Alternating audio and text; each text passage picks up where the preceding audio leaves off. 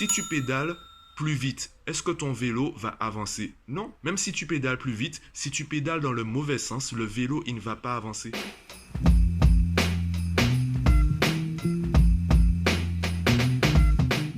Yo, aujourd'hui je voulais te faire une vidéo très rapide, assez courte, pour te parler d'une contradiction que j'observe et moi qui me gêne. Cette contradiction, c'est que on se plaint chaque année que le programme scolaire est de plus en plus léger. Le niveau est de plus en plus bas, en gros c'est de plus en plus facile. Il y a même des professeurs qui se cachent plus, qui disent ouvertement, aujourd'hui le brevet comme le bac, ces deux diplômes en fait ils sont donnés. On n'a plus besoin d'être, entre guillemets, intelligent pour réussir, pour avoir ces diplômes. C'est vraiment donné. En même temps, on se rend compte que les élèves galèrent autant qu'avant, voire plus. Ils se plaignent de ci ou ça, il y a des pétitions pour certaines épreuves. On se rend compte que c'est aussi difficile pour eux que pour nous d'avoir un 16. Pourtant, un 16 aujourd'hui, puisque le programme est plus facile, ce 16-là n'a plus la même valeur, n'a pas la même valeur qu'un 16 de ma génération, de ta génération. Puisque le programme est de plus en plus facile, on devrait avoir des exigences beaucoup plus hautes. Pourtant, quand je dis que 20 est la note, 20 sur 20 évidemment, hein, pas 20 sur 100, lorsque je dis que 20 sur 20 c'est la note minimale qu'on devrait viser, c'est l'exigence minimale.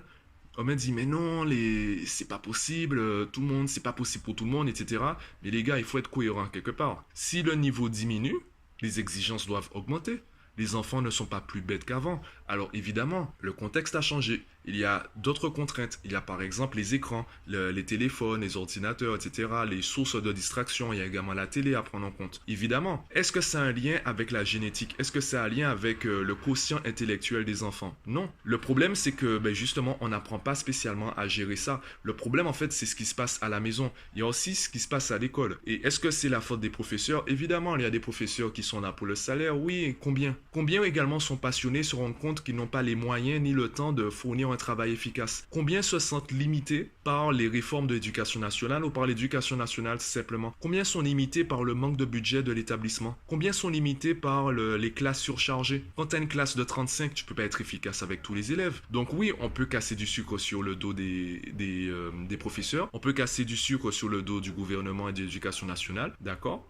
Tu fais quoi à la maison avec ton enfant? Je te donne un exemple simple. Je discutais récemment, en fait, j'ai rencontré récemment une ravissante petite famille. À un moment, je discutais avec la mère et je lui ai demandé quelles sont les matières qu'elle n'a jamais vraiment aimées. Dans quelle matière elle avait des difficultés? Elle m'a répondu entre autres l'anglais. Je lui ai dit, tant mieux. Remettez-vous à travailler l'anglais. Réhabituez-vous à progresser en anglais et surtout, travaillez avec votre enfant. Votre enfant verra que vous avez des difficultés, que limite vous êtes nul en anglais et que ça vous arrête pas, que vous persévérez, que vous progressez. Combien de parents ont déjà dit « Bon écoute, moi j'ai toujours été nul en maths, donc c'est pas moi qui pourrais t'aider ».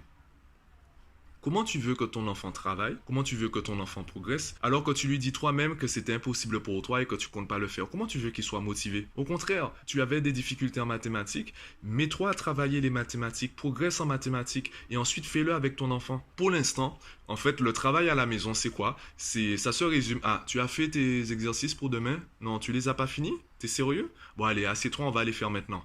Oh, franchement, tu m'énerves. Comment ça, t'as pas compris? Comment ça, tu n'arrives pas? Assieds-toi. Concentre-toi. Comment tu n'arrives pas? Bon, écoute, je vais appeler Mathieu. Il va te donner des cours de maths parce que moi, je n'ai pas la patience pour te comprendre. J'ai pas la patience pour travailler avec toi. Tu m'énerves. Déjà que j'étais nul en mathématiques. Non, c'est bon, c'est bon. On va payer quelqu'un. Je préfère encore payer quelqu'un plutôt que le faire moi-même avec toi parce que moi, je n'y arrive pas. Et on a l'impression qu'il faut être alors j'ai failli dire un dieu. Il faut être un super héros pour réussir à faire un enfant progresser à l'école et même ne serait-ce qu'en mathématiques. C'est faux. Je ne suis pas meilleur professeur de maths que les autres. Et si tous mes élèves progressent, ce n'est pas parce que je leur donne des secrets en mathématiques, c'est au contraire parce que je pars de la base. C'est pour ça que je me suis tourné vers le coaching, j'ai arrêté les cours de maths. L'exemple que j'aime prendre d'ailleurs avec le vélo concernant pour mes élèves, c'est que si tu pédales à l'envers, le vélo il avance pas. D'accord? Bon, pour certains vélos, ils vont reculer. Pour d'autres, le vélo va rester sur place. En tout cas, il ne va pas avancer. Si tu pédales plus vite, est-ce que ton vélo va avancer? Non. Même si tu pédales plus vite, si tu pédales dans le mauvais sens, le vélo, il ne va pas avancer. Et ce que certains parents font, c'est qu'ils pédalent plus vite, alors qu'ils ne pédalent pas dans le bon sens. Je dis les parents, c'est le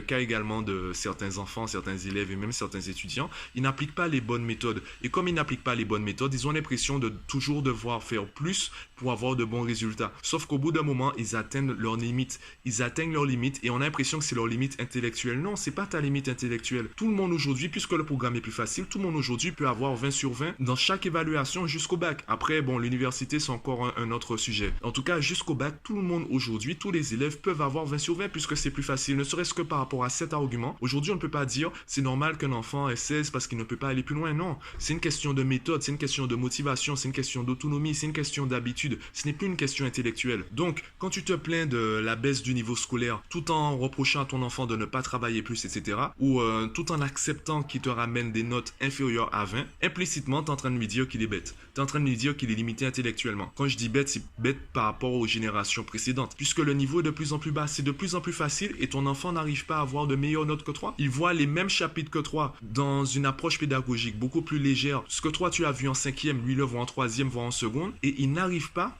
à avoir de meilleures notes que toi. Il est forcément plus bête que toi, c'est ce que ça veut dire. C'est soit ça, soit on se dit, mais en fait, peut-être que le problème, il est ailleurs. Peut-être que le problème, il n'est pas intellectuel. Peut-être que le problème, ce n'est pas le programme de l'éducation nationale. Peut-être que le problème, ce sont les habitudes à la maison. Et si je parle uniquement de ça, que ce soit mes formations payantes, mes formations gratuites, mes emails, mes podcasts, mes vidéos, mon coaching, aussi bien en Guadeloupe qu'à distance, je parle uniquement de ça. Je parle d'habitude. On peut résumer à un seul mot, habitude. Et pour cela, il faut déjà comprendre le problème. Le problème, ce n'est pas le niveau intellectuel de ton enfant, car si c'était ça le problème, eh bien, on serait dans une situation très grave. Le problème aujourd'hui, ce n'est pas l'intelligence. Le problème, ce sont les habitudes, c'est la méthodologie. Le problème, c'est pas que ton enfant n'apprenne pas son cours. Le problème, c'est que ton enfant n'est pas intéressé par le cours. Le problème, c'est qu'il ne fait pas de recherche. Il ne ressent aucun plaisir, aucune motivation à aller plus loin, aucune motivation à apprendre le cours par cœur. Et une fois qu'il a cette motivation, peut-être aussi qu'il lui manque la méthodologie. Il n'a pas la bonne méthode de mémorisation. Donc forcément, s'il n'applique pas la bonne méthode, encore une fois l'exemple du vélo, il sera obligé, il aura l'impression de devoir pédaler plus vite, sauf qu'il ne pédale pas dans le bon sens. Bon, c'est tout ce que je voulais te dire concernant cette contradiction, concernant en fait cet élan de réflexion. Dis-moi ce que tu en penses en commentaire. Clique sous le lien en description de la vidéo pour découvrir mes formations, si bien payantes que gratuites. Je te laisse faire ton choix. Je te laisse aussi assumer ton choix. C'est à toi de voir qu'est-ce qui te convient. Et moi, en attendant, je te dis à demain.